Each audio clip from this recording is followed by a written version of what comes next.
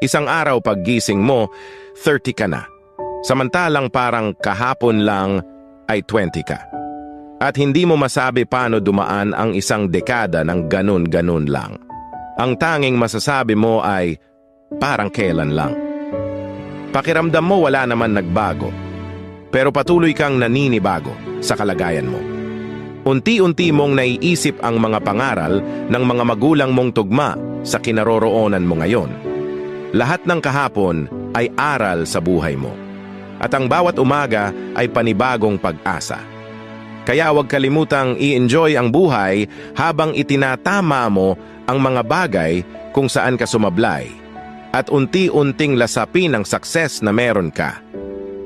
Dahil bukas, 40 ka na. Parang kailan lang.